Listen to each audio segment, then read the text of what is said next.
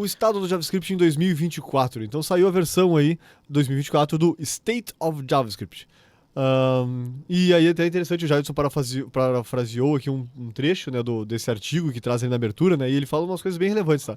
Então assim, vou ler aqui, né. Pare para pensar, né, os 3 principais frameworks de front-end em 2024 foram lançados há mais de uma década.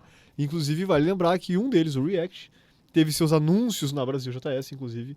Eu não lembrava, quase uma década, né? Teve várias coisas que foram... Mais de uma década? Pois é, né? Foi 2012? Eu não me lembrava que fazia tanto tempo assim, né? 2012 que loucura, né? ou 13. E aí eu me lembro qual foi o nome do palestrante mesmo? Stoyan Stefanov. Stefanov, isso. Falando lá e todo mundo olhando com aquelas caras, assim, tipo, nossa, o que esse cara tá falando? Nada a ver isso que ele tá falando, é um bagulho muito diferente, né? E aí no fim tá aí o React. Mas enfim, muito válido isso aqui, né? E agora, claro, então todos os 3 evoluíram muito ao longo do tempo, né? Ao longo do seu caminho. E os padrões de 2014 são totalmente antiquados em comparação aos padrões de hoje, né?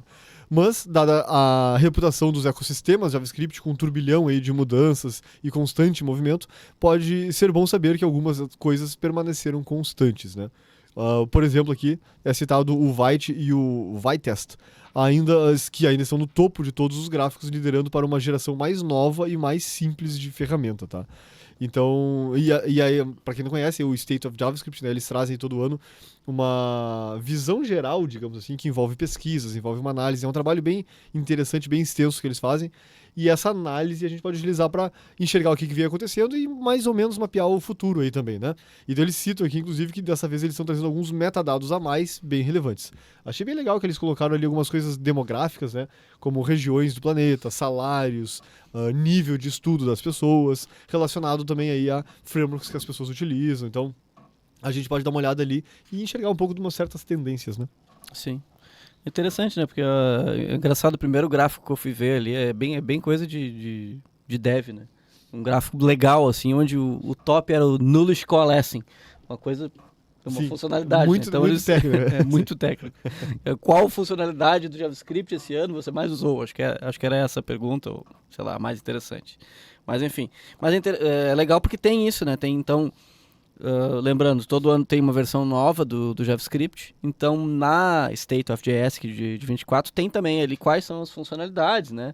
E aí pega, visualmente a gente consegue enxergar como é que está o uso disso, se as pessoas estão usando mesmo, a importância que estão dando e tudo mais. Então é legal. E aí claro que também aprofunda um pouco mais aqui, né? Não está falando só de JavaScript, está falando aqui também dos frameworks, bibliotecas e tudo mais. Achei interessante que aparece o Lodash ali como uma das bibliotecas mais usadas ainda. É verdade. Interessante.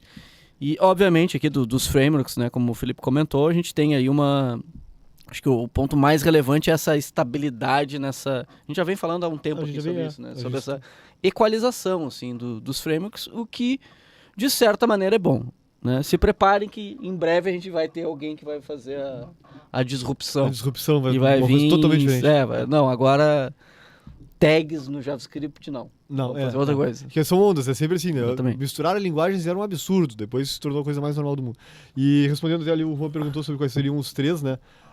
Pelo que eu tô vendo aqui é o React, Vue e Angular. Sendo que Vue e Angular estão taco a taco ali, né? Estão praticamente empatados, assim, né? Mas eu achei bem interessante alguns outros, como por exemplo o Lit, tá ali listado entre os primeiros, assim, né? Tá ali entre o quarto, acho que é, mais ou menos. E o Svelte vem crescendo também. Então eu acho interessante essa listagem, é bem legal de ir dando uma acompanhada. Até pra ver o grau de confiança e tudo mais, né? O Svelte eu sempre falo. Pra mim Svelte é o mais interessante, assim, em termos de abordagem. Tá? Apareceu aqui também o HTMX, né? Sim.